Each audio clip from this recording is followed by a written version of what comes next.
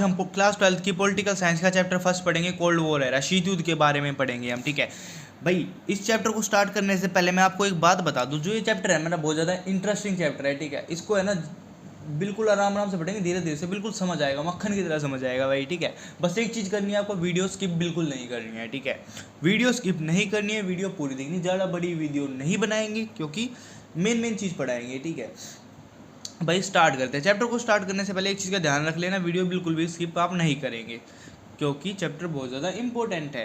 भाई चैप्टर को स्टार्ट करने से पहले हम चैप्टर का ओवरव्यू पढ़ लेते हैं थोड़ा, कि चैप्टर के बारे में ऊपर से जान लेते हैं कि इस चैप्टर में हम पढ़ने क्या क्या वाले हैं। ठीक है, तो भाई पहले ही आपको ये जो चैप्टर है ओवरव्यू में इस चैप्टर के सफ़ा दे रखा है कि जो ये चैप्टर है आपका पूरा, ये एक पूरा बैकड्रॉप प्रोवाइड कराता है हमें, मतलब जो पूरी एंटायर बुक है ना, ठीक है, इसके बारे में एक समझाता है कि इस चैप्टर में जो जो है हमारा, हम उसको पूरी बुक में पढ़ने वाले हैं। ठीक है, मिलता जुलता। ठीक है, जो अमेरिका है, यूनाइटेड स्टेट्स ऑफ अमेरिका है, और जो सोवियत यूनियन है वो सेंटर है, मतलब एक ऐसा पार्ट है शीत युद्ध का, जो मेन पार्ट है, सेंट्रल पार्ट है ना, वे ये दोनों ही हैं। मतलब यूएसए और सोवियत यूनियन, यूएसएसआर जिसको बोलते हैं, union of Soviet social Republic, जिसको आज हमारा जो रशिया है। ठीक है, ये दोनों सेंट्रल पार्ट थे हमारे कोल्ड वॉर के, या जो सेंटर बोलते हैं ना, मतलब जड़ ही ये थे भाई, जिसके उससे शीत युद्ध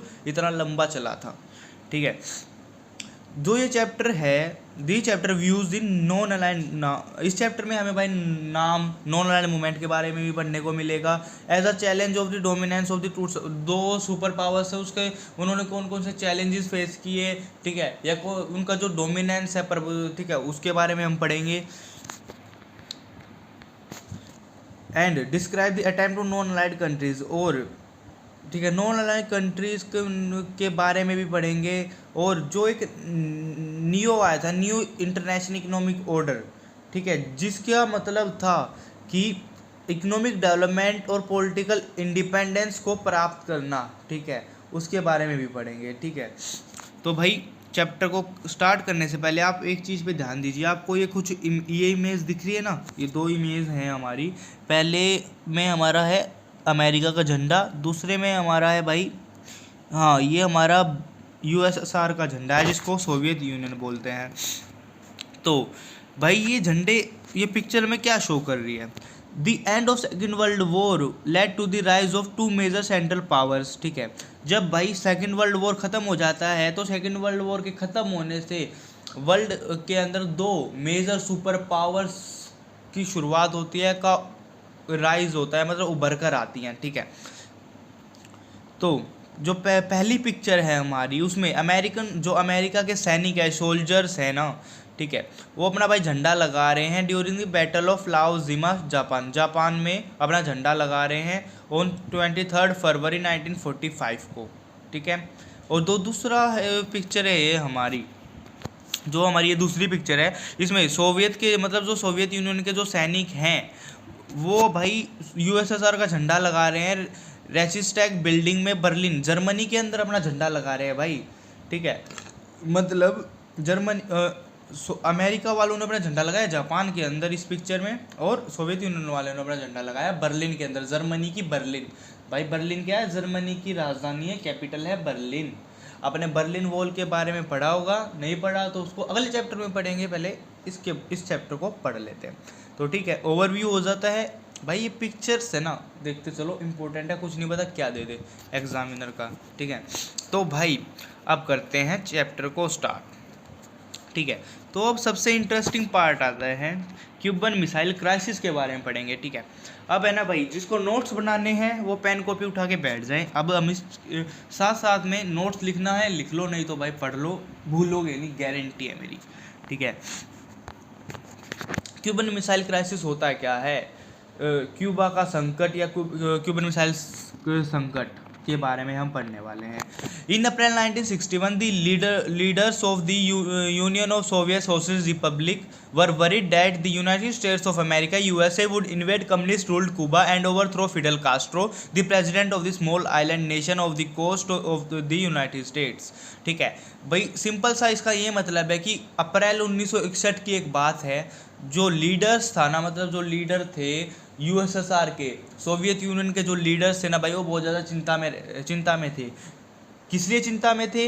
वे इसलिए चिंता में थे कि जो यूनाइटेड स्टेट्स ऑफ अमेरिका है, यूएसए है, वो जो कम्युनिस्ट रूल्ड क्यूबा है, ठीक है, उस पर हमला ना कर दे, वहाँ पर सरकार का तख्ता पलट ना कर दे, वो वहाँ का जो प्रेसिडेंट है, ठीक है, कम्युनिस्ट रूल्ड क्यूबा का जो प्रेसिडेंट है हमारा फिडेल कास्ट्रो, उसकी सरकार का तख्ता पलट ना कर दे और उसको वहाँ से उखाड़ के फेंक ना दे और अपना कब्जा ना जमा ले, इसलिए वे चिंता में थे। सोवियत यूनियन वाले इसलिए चिंता में थे कि अमेरिका अपना कब्जा ना जमा ले क्यूबा पर, क्योंकि क्यूबा एक भाई कम्युनिस्ट रूल्ड आइलैंड था और वो अमेरिका के पास है, यूएसए के नज़दीक था, ठीक है।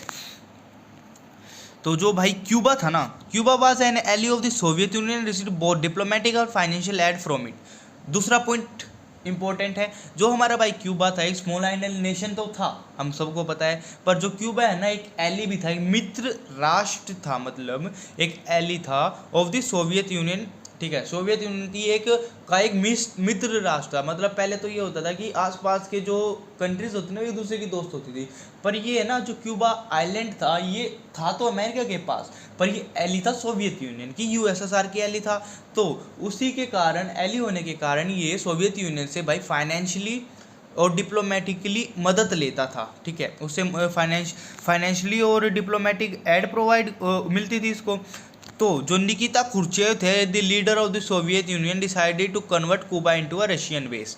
तो भाई यूएसएसआर के जो लीडर थे निकिता खुर्चेव, एक चीज़ का ध्यान रखना भाई, कभी सोचो कि जो ये निकिता है ये स्त्री है, ठीक है, ये फीमेल नहीं है भाई कोई, निकिता खुर्चेव ये एक मेल है, नाम बेशक फीमेल्स वाला है, पर ये ध्यान रखना फीमेल नहीं है, निकिता खुर्चेव एक मेल है, ठीक है। तो निकिता खुर्चेव जो लीडर थे सोवियत यूनियन के, यूएसएसआर के, उन्होंने ये डिसाइड किया कि हमें ना क्यूबा को एक रशियन बेस में कन्वर्ट कर देते हैं, ठीक है। तो भाई उन्होंने तय कर लिया कि क्यूबा को रशियन बेस में कन्वर्ट कर देते हैं। तो भाई अब बात आती है अप्रैल 1962 की, 1962 की बात है भाई। निकिता खुर्चेव जो यूएसएसआर के या सोवियत यूनियन के लीडर जो, ठीक है, लीडर थे, उन्होंने तय किया था कि अब हम क्यूबा को रशियन बेस में कन्वर्ट करेंगे, ठीक है। तो 1962 में उन्होंने न्यूक्लियर मिसाइल्स क्यूबा के अंदर सेट कर दी, ठीक है। 1962 के अंदर भाई उन्होंने मिसाइल्स तो सेट कर दी क्यूबा के अंदर। दो इंस्टॉलेशन था इन वेपन्स का, put the US for the first time under the fire from close range and nearly double the number of bases or cities of American mainland which could be threatened by the USSR. 1962 में भाई उन्होंने nuclear missiles तो लगा दी Cuba के अंदर, install भी कर दी, ठीक है। और इन वेपन्स के, इन मिसाइल्स के लगने से पहली बार जो अमेरिका है ना भाई, यूएसए है, वो पहली बार इतनी ज़्यादा क्लोज रेंज में मिसाइल्स की रेंज में आया था, ठीक है। उसको सबसे ज़्यादा खतरा था इस टाइम में, वो भाई पहली बार हुआ था अमेरिका के साथ कि उसको पता भी भनक नहीं लगी साले को, ठीक है।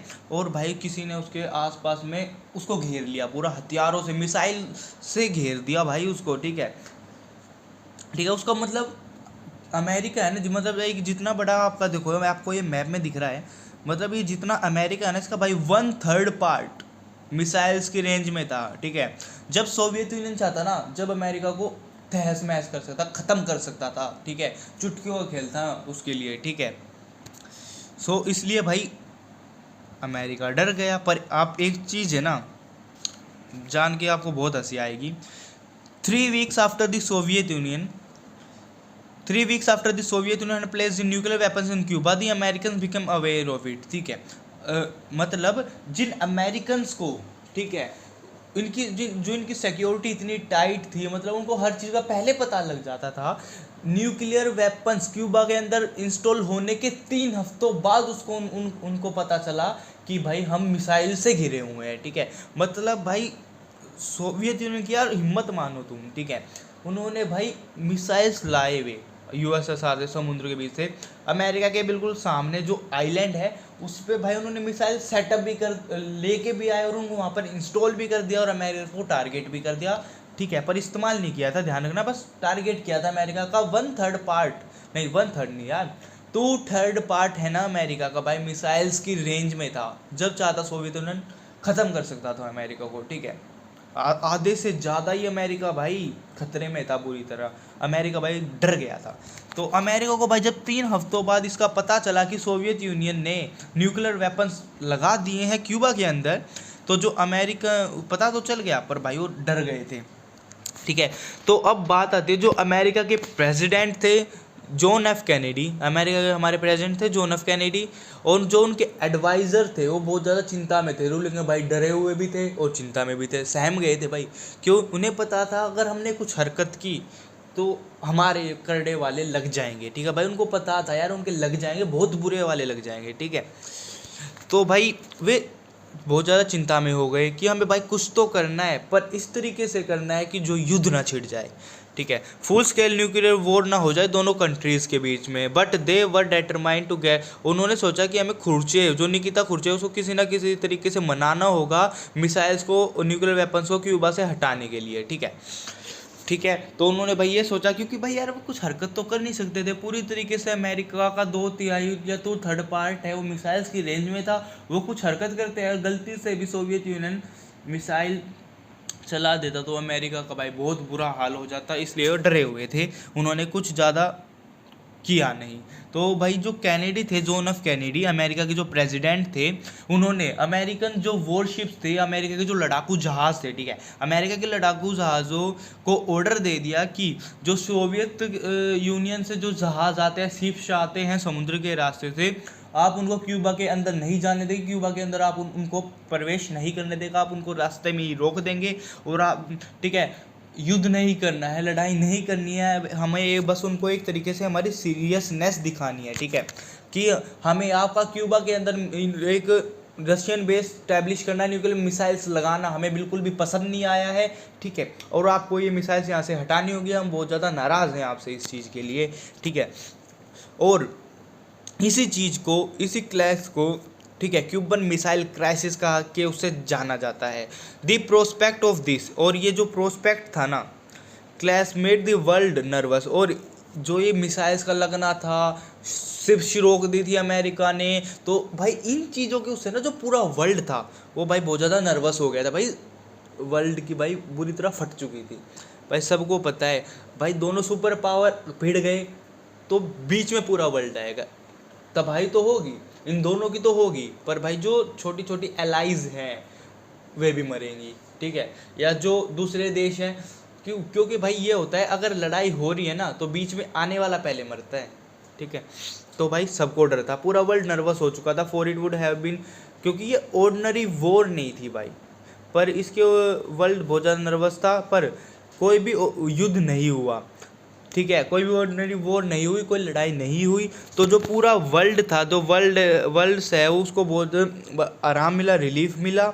बोथ साइड, दोनों साइडों ने डिसाइड किया कि वो जो युद्ध है, वॉर है, उसको पूरी तरीके से अवॉइड करेंगी, युद्ध को अवॉइड करेंगी। दो सोवियत शिप्स थी वो धीरे स्लो डाउन होके पीछे मुड़ गई, टर्न होके उल्टी चली गई। ठीक है, और जो Cuban missile crisis was the high point of what came to be known as cold war, और जो हमारा क्यूबन मिसाइल क्राइसिस है वो कोल्ड वॉर का हाई पॉइंट है। एक चीज़ ध्यान रखना, अगर आपसे पूछा जाए कि कोल्ड वॉर का मेन पॉइंट क्या था, तो भाई कोल्ड वॉर का जो हाई पॉइंट था वो हमारा क्यूबन मिसाइल क्राइसिस था। ठीक है, भाई आपका क्यूबन मिसाइल क्राइसिस में ना भाई 2 नंबर में 4 नंबर में तो क्वेश्चन पक्का ही आएगा, 2 में आएगा या 4 में आएगा।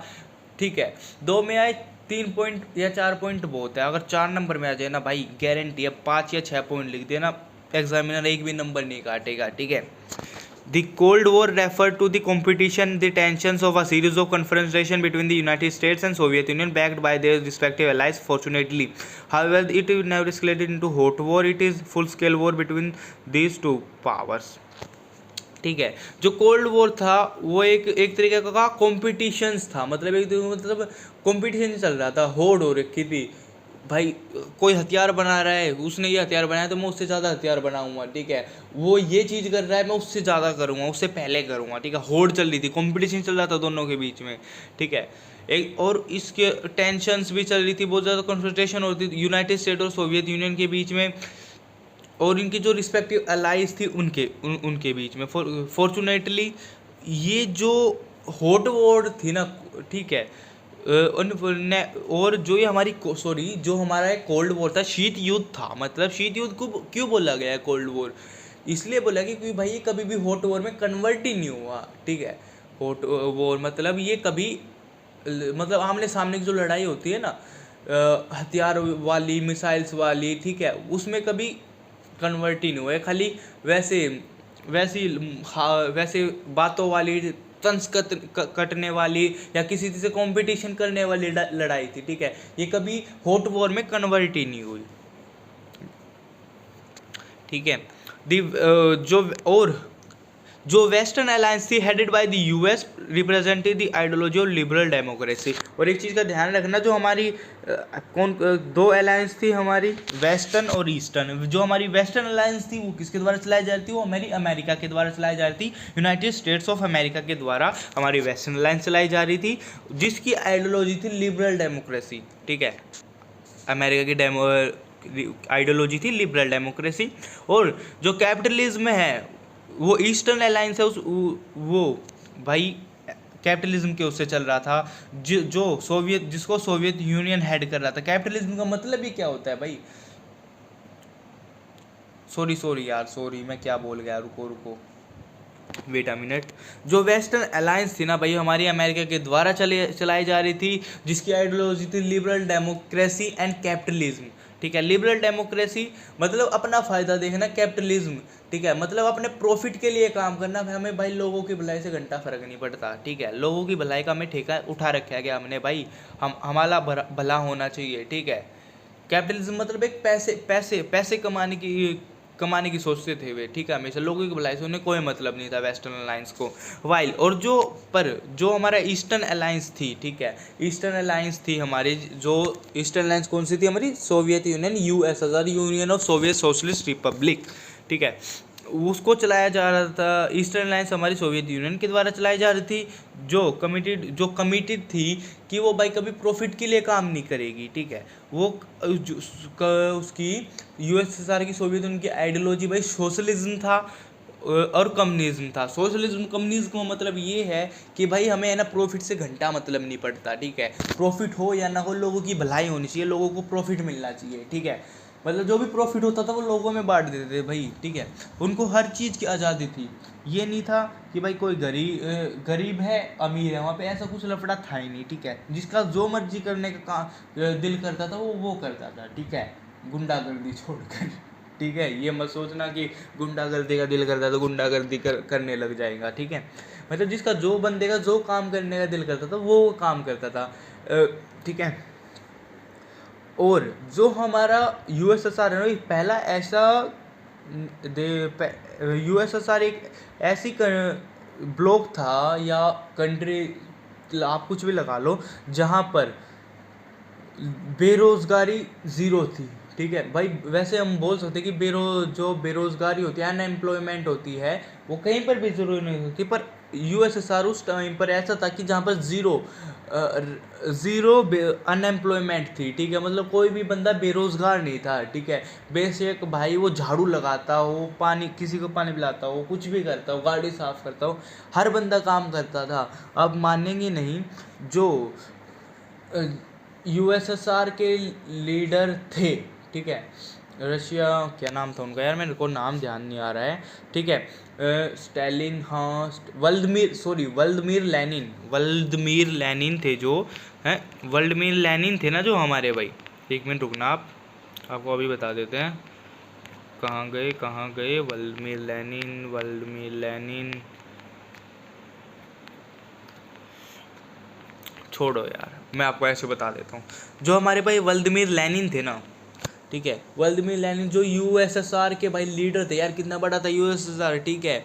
अमेरिका तो कुछ था भी नहीं उसके सामने, मतलब जितना बड़ा यूएसएसआर था उस टाइम पे, ठीक है। तो बहुत बड़ा था यूएसएसआर, ठीक है। पूरा आपका रशिया के साथ उन्हें भाई आधा यूरोप घेर रखा था यूएसएसआर ने, ठीक है। तो बहुत बड़ा था। तो भाई इतने बड़े यूएसएसआर के लीडर, ठीक है, उसकी जो भाई वाइफ थी ना, वो एक फैक्ट्री में काम करती थी, ठीक है।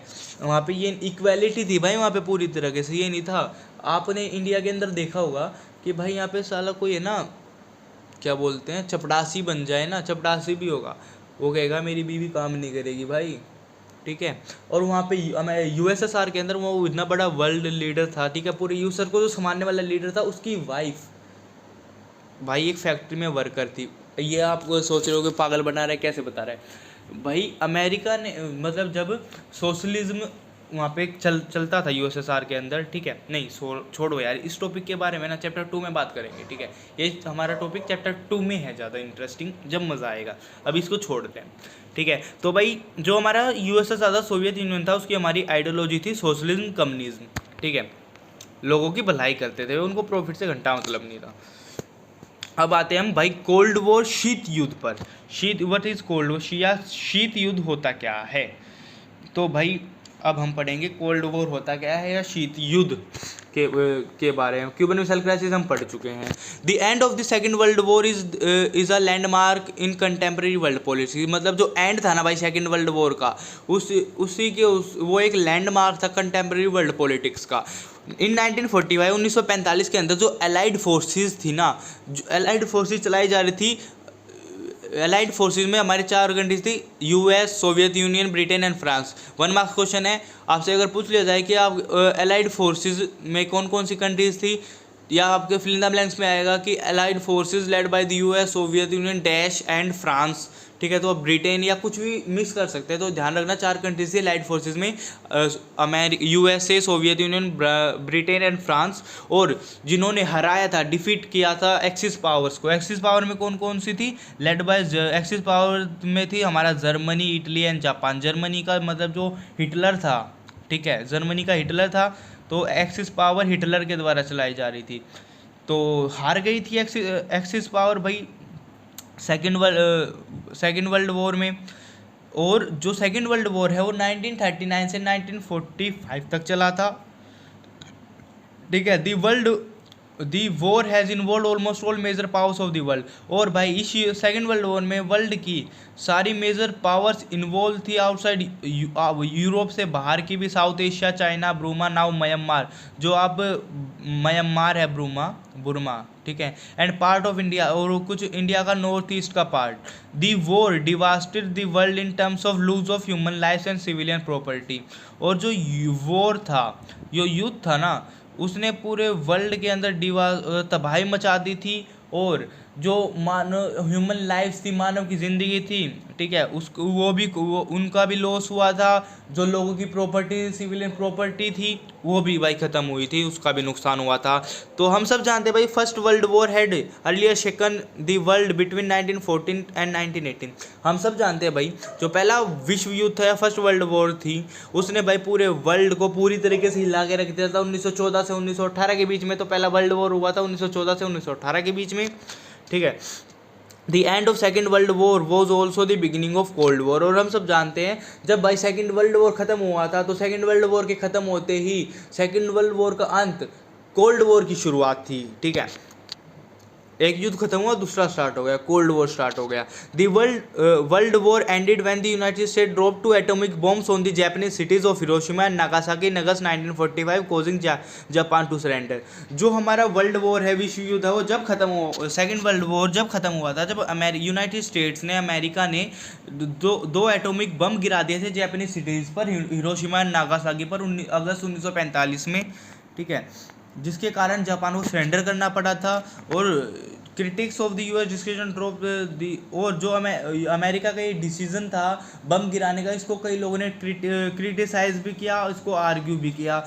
जो क्योंकि इसलिए किया क्योंकि उनका कहना था कि जो अमेरिका है वो जानता था कि जापान है वो सरेंडर करने वाला है, और जो उस पर बम गिराना अननेसेसरी था, ज़रूरी नहीं था, कि उनको पता था कि जापान सरेंडर करने वाला, फिर भी उन्होंने उसके ऊपर बम गिरा दिए, ठीक है।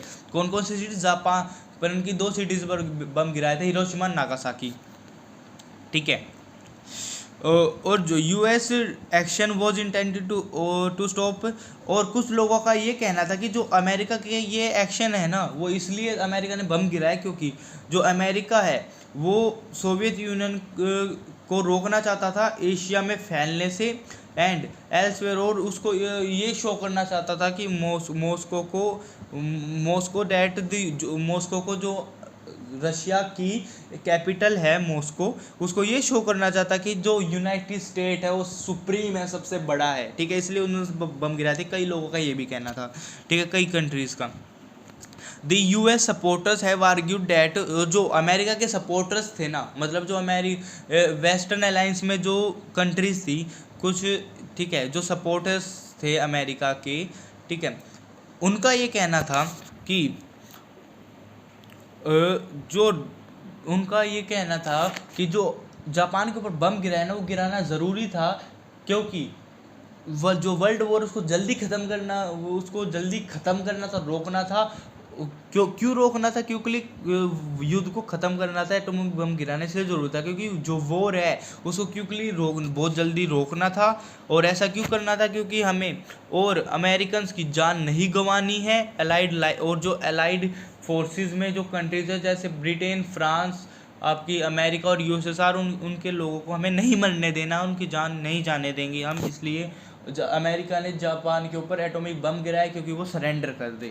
उसको गिराना ज़रूरी था क्योंकि वो जल्दी सरेंडर कर दे। With the defeat of Germany and Japan, ठीक है, sorry, the end of second world war was the rise of two new powers on the global stage. जब भाई हमारा सेकेंड वर्ल्ड वॉर ख़त्म हो जाता है तो दो नई सुपर पावर्स हमारी ग्लोबल स्टेज पर उभर कर आती हैं, विश्व स्तर पर उभर कर आती हैं। With the defeat of Germany, Germany की हार से, जर्मनी और जापान की हार से, और जो यूरोप है उसमें पूरी तरह तबाही होने के कारण, जो many other part of the world, जो बहुत सारे पार्ट्स थे हमारे वर्ल्ड के, जो United states and the Soviet union, ठीक है, वो बुरी तरह तबाह हो चुके थे। यूरोप के जो पार्ट्स थे, फिर मतलब जैसे सेकेंड वर्ल्ड वॉर ख़त्म हो गया, जो यूनाइटेड स्टेट्स थे और सोवियत यूनियन थी, बिकेम द ग्रेटेस्ट पावर, सबसे बड़ी महाशक्ति या ग्रेटेस्ट पावर बन चुकी थी।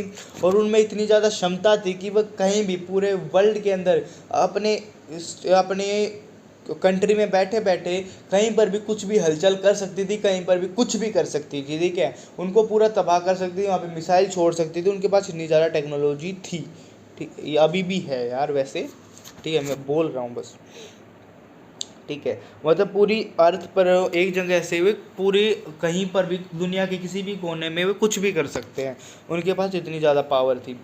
अंडरस्टैंडिंग और it was also rooted in understanding the destruction caused by the use of bombs is so costly for any country to bear. और दोनों कंट्रीज़ ने ये भी समझा, ठीक है, दोनों कंट्रीज़ ने ये भी समझा कि जो तबाही होती है एटम बम के इस्तेमाल करने से, वो बहुत ज़्यादा महंगी होती है, किसी भी कंट्री के लिए बहुत ज़्यादा कॉस्टली होती है, किसी भी देश के लिए उसको झेलना बहुत ज़्यादा कॉस्टली हो जाता है। तो इस लॉजिक सिंपल सा ये है कि पावरफुल व्हेन, जब दो दुश्मन सामने हो, पोसेशन में हो, पूरी तरीके से न्यूक्लियर वेपन्स की लड़ाई में हों, और वे उनमें इतनी ज़्यादा क्षमता कैपेबल हों कि वे बहुत बुरी तरीके से मौत, ठीक है, inflicting death and destruction and unacceptable to each other, वो एक दूसरे को बुरी तरह तबाह कर सकते हैं, एक दूसरे को बुरी तरह मार सकते हैं। तो भाई युद्ध ना करने में ये समझदारी है। एटॉमिक जो वेपन्स हैं, एटॉमिक बॉम्ब है, उसका इस्तेमाल ना करने में ही समझदारी है। क्योंकि अगर गलती से भी भाई, अगर एक बंदे ने इस्तेमाल किया है एटॉमिक बॉम्ब का या मिसाइल का इस्तेमाल किया, गलती से वो मिस हो गया, उसको टारगेट नहीं कर पाया, वो कहीं और जाके लग गया मेन एरिया से, तो वो दूसरा बंदा है ना बिल्कुल भी फेल नहीं होगा, बिल्कुल टारगेट करे फिक्स करके बंदे को ना पूरी उससे ज़्यादा खतरनाक तरीके से तबाह कर डालेगा, ठीक है। तो भाई उससे सीधा बर्बादी होती है। दोनों ने ये समझ लिया था। In the event of a nuclear war both sides will so badly harm. उन दोनों ने ये समझ लिया था अगर गलती से भी अगर न्यूक्लियर वॉर छिड़ जाती है, परमाणु युद्ध हो जाता है, न्यूक्लियर वॉर हो जाती है, तो जो बोथ साइड्स है वो बुरी तरीके से तबाह हो जाएंगी, हार्म हो जाएंगी, और ये पता लगाना असंभव हो जाएगा, इम्पॉसिबल हो जाएगा ये डिक्लेयर करना कि वन साइड और the another will be the winner, कि जीता कौन है। क्योंकि भाई बुरी तरीके से ख़त्म हो जाएगी, पता ही नहीं चलेगा बचा कौन है, ठीक है। तो यही पता लगाना इम्पॉसिबल हो जाएगा कि जीता कौन। इसलिए एटॉमिक बॉम्ब का या एटॉमिक बॉम्ब्स का इस्तेमाल करना को ना करना उन्होंने ज़रूरी समझा, इसलिए उन दोनों ने सहमति बनाई कि हम एटॉमिक बम का इस्तेमाल नहीं करेंगे और ना ही हम कोई अब और ग्लोबल वॉर या वर्ल्ड वॉर करना चाहते हैं, क्योंकि उन्होंने भाई फर्स्ट वर्ल्ड वॉर और सेकंड वर्ल्ड वॉर को देख लिया था और देख लिया था कि कितनी तबाही हो चुकी है दोनों युद्धों के अंदर, ठीक है। तो वे और कोई थर्ड वर्ल्ड वॉर नहीं चाहते थे। Even if one of them tries to attack, logic भाई सिंपल सा है, ठीक है। लॉजिक ऑफ डिस्टेंस जिसको हम बोलते हैं, लॉजिक ऑफ डिटरेंस क्या है, ध्यान रख लेना। अगर कोई ट्राई करता है अटैक करने की और वो जो अटैक है न्यूक्लियर वेपन्स है, जो अटैक करता है अपने दुश्मन पर, गलती से वो फेल हो जाता है, ठीक है, उसको करने में, तो दूसरा है वो अपनी पूरी शक्ति लगा देगा इन न्यूक्लियर वेपन्स के साथ हमला करेगा और उस हम सोच भी नहीं सकते इतनी ज़्यादा वो तबाही मचा देगा, उसको लॉजिक ऑफ डिटरेंस बोलते हैं, ठीक है। बोथ साइड्स है, मतलब दोनों जो साइड्स हैं उनमें इतनी क्षमता है एक कि वो एक दूसरे के खिलाफ अटैक कर सकते हैं और बहुत ज़्यादा तबाही मचा सकते हैं जिसको कोई झेल नहीं सकता, इसलिए युद्ध इनिशिएट वॉर्स, ठीक है, युद्ध की शुरुआत में इसको कोई झेल नहीं सकता, इसलिए उन्होंने एटॉमिक बॉम्ब का इस्तेमाल ना करना ही अच्छा समझा, ठीक है। और भाई इसके साथ आपको एक चीज़ ध्यान रखनी है भाई, हिरोशिमा जापान पर 2 बम्स गिराए गए, जापान की 2 सिटीज़ थी हिरोशिमा नागासाकी, उन पर बम्स गिराए गए थे, ठीक है। कौन कौन से बम्स गिराए गए थे, हमें इस चीज़ का ध्यान रखना है। पहला बम था हिरोशिमा और नागासाकी, इनका भाई कोड नेम आपको ध्यान रखना है, गलती पूछ लिया जाता है, नहीं तो आप एग्ज़ाम में लिख दोगे, एग्जामिनर के ऊपर अच्छा इंप्रेशन पड़ेगा, मार्क्स अच्छे देगा, ठीक है। तो भाई हिरोशिमा पर कौन सा बम गिराया गया था जिसका कोड नेम था लिटिल बॉय, हिरोशिमा पर लिटिल बॉय गिराया गया था, नागासाकी पर फैट मैन गिराया गया था। और जो आपका लिटिल बॉय था वो 15 किलो टन का था और जो फैट मैन है वो 21 किलो टन का है। तो आप एक चीज़ नोटिस किया आपने कि उस टाइम पे कुछ भी बस ये 15 किलो टन या 21 किलो टन थे, ठीक है।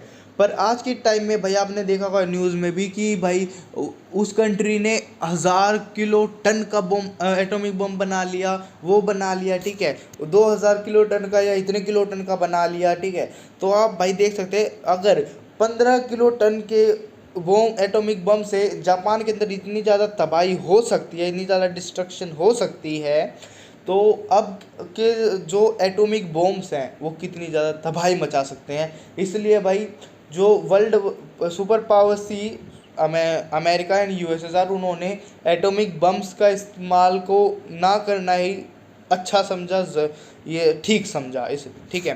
तो इसी के साथ भाई हमारे दोनों टॉपिक हो जाते हैं कंप्लीट और इसी के साथ हमारी ये वीडियो भी हो जाती है कंप्लीट। अगर भाई आपको वीडियो, और एक चीज़ का ध्यान रखना, मैं इस वीडियो का भाई सेकंड पार्ट जब बनाऊंगा जब आप इस वीडियो को अच्छे से लाइक करेंगे, शेयर अपने दोस्तों के साथ शेयर करेंगे, ठीक है। वीडियो को लाइक ज़रूर कर देना, ठीक है। और आपको भाई इनमें दोनों टॉपिक में अगर कुछ भी समझ नहीं आया हो तो आप हमें भाई डायरेक्ट यहाँ पर कमेंट कर सकते हैं, आप हमें डायरेक्ट इंस्टाग्राम पर मैसेज कर सकते हैं। इंस्टाग्राम का लिंक आपको डिस्क्रिप्शन बॉक्स में मिल जाएगा, ठीक है। आपको यहाँ पे इंस्टाग्राम की आईडी शो हो रही होगी आपकी स्क्रीन पे, ठीक है। आप ये डायरेक्ट सर्च भी मार सकते हैं, नहीं तो भाई लिंक डिस्क्रिप्शन बॉक्स में है ही, आप वहाँ से जाके हमें इंस्टाग्राम पर फॉलो कर सकते हो और हमें मैसेज कर सकते हैं आपको कोई डाउट हो तो। अगर आपको भाई इस चैप्टर के नोट्स चाहिए तो नोट्स का लिंक डिस्क्रिप्शन बॉक्स में आपको मिल जाएगा, वहाँ से जाकर नोट्स भी डाउनलोड कर सकते हैं, ठीक है। नोट्स हमने इंस्टाग्राम पर भी डाल रखे हैं, वहाँ से भी डाउनलोड करें भाई। अगर आपको वीडियो अच्छी लगी तो वीडियो को लाइक ज़रूर कर देना और चैनल को सब्सक्राइब कर देना। इस वीडियो का सेकंड पार्ट जब आएगा जब आप इसको वीडियो को लाइक करोगे और अपने दोस्तों के साथ शेयर करोगे अच्छे से। So thank you guys.